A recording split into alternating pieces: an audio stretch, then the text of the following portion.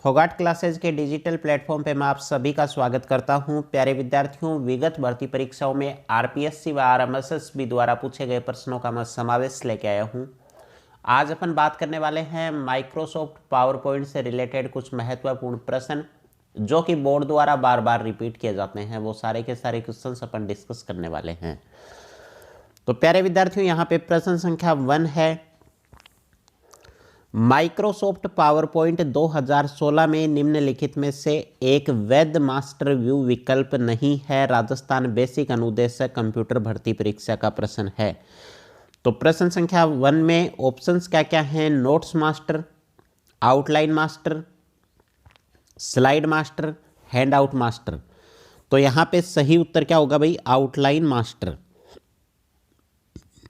प्रश्न संख्या 2 की बात करें, एमएस पावर पॉइंट में हम कुंजी के प्रयोग से स्लाइड शो चला सकते हैं। कौन सी की से शुरू करते हैं भाई स्लाइड शो? सभी को पता है, F5 बटन प्रेस करते ही क्या है, स्लाइड शो चलना स्टार्ट हो जाता है। तथा कुंजी के प्रयोग से वर्तमान स्लाइड, अगर वर्तमान स्लाइड से अपने को स्लाइड शो करना है तो क्या करेंगे? शिफ्ट के साथ F5 प्रेस अपन करेंगे।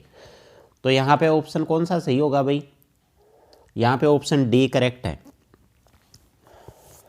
प्रश्न संख्या 3 देखो, एमएस पावर पॉइंट में स्लाइड्स को पुनर्व्यवस्थित करने के लिए सबसे उपयुक्त व्यू निम्न में से कौन सा है? बेसिक अनुदेशक भर्ती परीक्षा का प्रश्न है भाई। तो प्रश्न संख्या 3 में सही उत्तर क्या होगा? Slide sorter. ऑप्शन ए यहाँ पे क्या है? बिल्कुल करेक्ट है। प्रश्न संख्या 4 की बात करें, एमएस पावर पॉइंट प्रेजेंटेशन के संदर्भ में रिक्त स्थानों को भरने के लिए उचित क्रमित युग में क्या क्या आएगा भाई? रिक्त स्थान के अंदर मैच करना रिक्त स्थान को। एमएस पावर पॉइंट प्रेजेंटेशन के संदर्भ में रिक्त स्थानों को भरने के लिए उचित क्रमित युग्म है। नोट्स का एक प्रिंट आउट निश्चित रूप से वक्ता के लिए होता है। सही बात है, नोट्स का प्रिंट आउट जो वक्ता होता है, जो प्रेजेंट करता है, उसके लिए होता है। ठीक है, तो यहाँ पे बी ऑप्शन करेक्ट है। नेक्स्ट प्रश्न की बात करें, प्रश्न संख्या 5 है, एमएस पावर पॉइंट में विद्यमान प्रस्तुतिकरण खोलने के लिए निम्न में से कौन सी शॉर्टकट कुंजी प्रयोग में ली जाती है? तो देखो भाई, एमएस पावर पॉइंट में विद्यमान प्रस्तुतिकरण खोलने के लिए कौन सी की काम में ली जाती है भाई? कंट्रोल के साथ ओ प्रेस करते हैं। प्रश्न संख्या 6 की बात करें, एमएस पावर पॉइंट में स्लाइड शो को शुरुआत से चलाने के लिए कौन सी की भाई? F5। और बीच में से चलाने के लिए पर्टिकुलर स्लाइड से शिफ्ट के साथ F5। तो यहाँ पे करेक्ट उत्तर क्या होगा? F5 की। आगे बात करें अपन, प्रश्न संख्या 7 है, पावर पॉइंट प्रस्तुतिकरण में, पावर पॉइंट प्रेजेंटेशन में क्या होता है भाई? ग्राम विकास अधिकारी स्थिति भर्ती परीक्षा का प्रश्न है। पावर पॉइंट प्रेजेंटेशन में ध्वनि क्लिप्स प्रविष्ट नहीं कर सकते।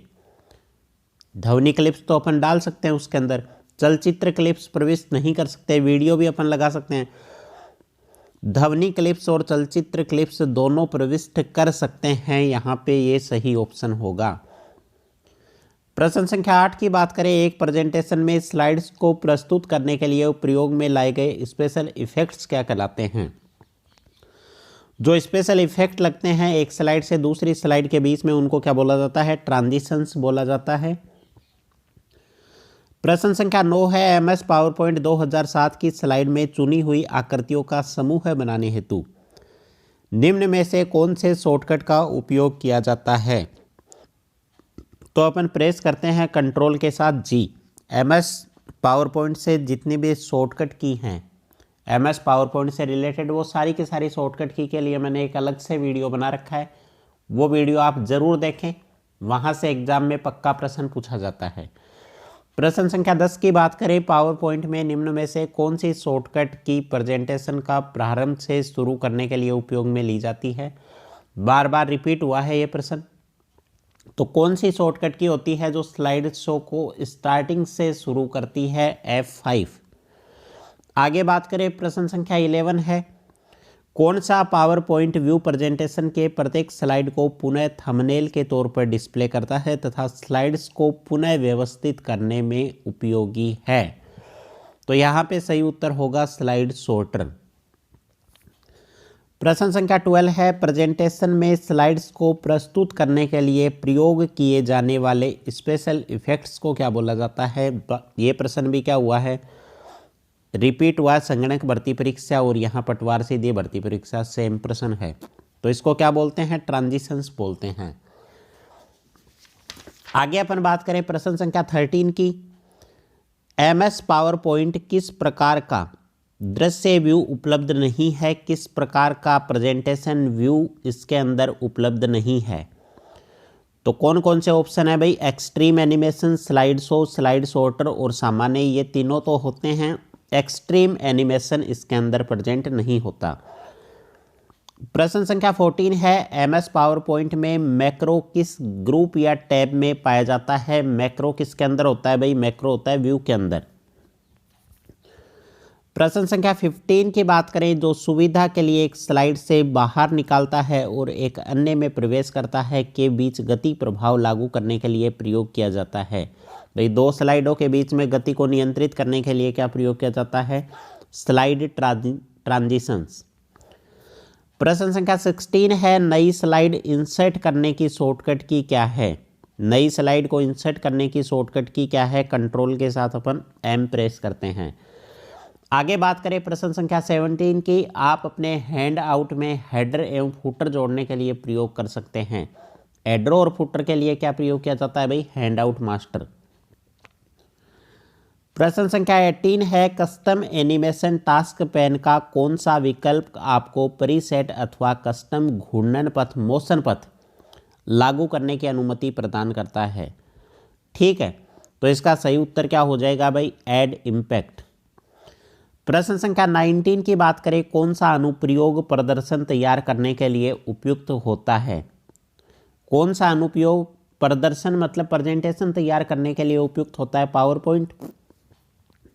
और प्रश्न संख्या 20 है, एक नया प्रेजेंटेशन निम्न में से बनाया जा सकता है, किसके द्वारा बनाया जा सकता है भाई, खाली प्रेजेंटेशन से, पुराने प्रेजेंटेशन से और डिज़ाइन टेम्पलेट से, उपयुक्त सभी से ये डिज़ाइन किया जा सकता है।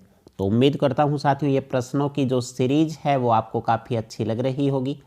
अगर वीडियो अच्छा लग रहा है तो वीडियो को लाइक कीजिए, साथ में हमारे चैनल फोगाट क्लासेज को सब्सक्राइब करना ना भूलें। जुड़े रहिए फोगाट क्लासेज के साथ, मिलते हैं नए वीडियो में। धन्यवाद साथियों, जय हिंद, जय भारत।